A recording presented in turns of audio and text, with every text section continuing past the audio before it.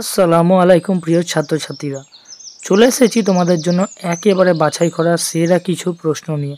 তোমাদের অনেকের পরীক্ষা শুরু হয়ে গিয়েছে বা অনেকের পরীক্ষা 2-1 দিনের মধ্যেই হবে, তাই তোমাদের জন্য বাছাই করা সেরা সেরা প্রশ্নের সাজেশন নিয়ে চলে এসেছি নবম শ্রেণীর বাংলার দ্বিতীয় পর্যায়ক্রমিক মূল্যায়নের সেরা প্রশ্নপত্র।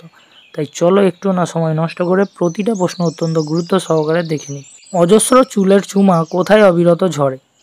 আবহমান কবিতাটি কয়টি স্তবকে সজ্জিত? ম্যালিফাউল পাখিকে সাধারণত কোথায় দেখতে পাওয়া যায়? আকাশে 7টি তারা কবিতাটি মূল কাব্যগ্রন্থের নাম কি? কোন পাখির দিক নির্ণয় ক্ষমতা সবচেয়ে বেশি? নোটে কার নাম লেখা ছিল? নবীন ফার্সি ভাষার জন্ম হয়েছিল কিভাবে? স্বামী বিবেকানন্দ কোথা থেকে মার্গারেট নোবেলকে চিঠি পাঠিয়েছিলেন? অবশেষে লেখিকারা কোন স্টেশনে উপস্থিত হলেন? সারাটা রাত কোথায় স্বপ্ন আছে? তৎসম শব্দের অর্থ কী? যে শব্দের ব্যুৎপত্তিগত অর্থের সাথে প্রচলিত অর্থের কোনো সম্পর্ক নাই তাকে কি বলে? আলংকারিক অব্যয় বাক্যের কোন কাজে ব্যবহৃত হয়? যা গিয়ে ওই উঠানে তোর দাঁড়া, এই লাইনটি কবিতায় কতবার ব্যবহৃত হয়েছে? রাধারানীর সম্পত্তির পরিমাণ কত? একটি পারস্পরিক সর্বনামের উদাহরণ দাও। কবিতায় কী রঙের বটফলের কথা বলা হয়েছে? বাগান থেকে কোন ফুল হাসি হারায় না? রক্ত জমাট কোথায় রক্ত জমাট বেঁধে আছে? কিশোরীর হাত কিসে ভিজে গেছে? স্ত্রী লোকেরা কি দেখে ভয় পায় না? কার কাছ থেকে কর্মপ্রণালী সম্পর্কে জানা গেল? তারাই তারাই কখন স্বপ্ন এঁকে রাখে? হারায় না তার বাগান থেকে কি হারায় না? বিবেকানন্দ লেখা পাঠ্য চিঠিটি কত সালে লেখা হয়? একটি আত্মনির্ভরশীল ভাষা কি? রথের মেলা ভেঙে যাওয়ার কারণ কি? নব সৃষ্টি কথার অর্থ কী? মিস নোবেল কবে মারা যান?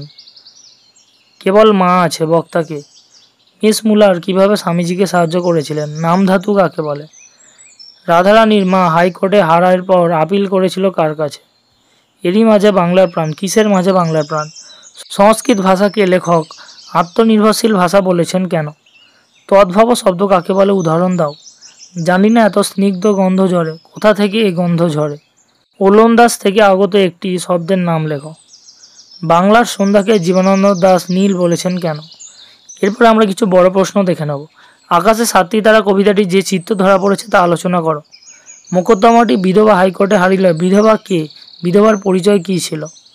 অগত্যা রাধারানীকে কাঁদিতে কাঁদিতে ফিরিতে হলো। রাধারানী কোথা থেকে ফিরল? সে সেখানে কেন গিয়েছিল? চিঠি রচনা বিবেকানন্দ মিস মুলার এবং মিসেস সেভিয়ার সম্পর্কে কী লিখেছেন? রাধারানী গল্প অবলম্বনে সমবি বেহারির চরিত্র বর্ণনা করো।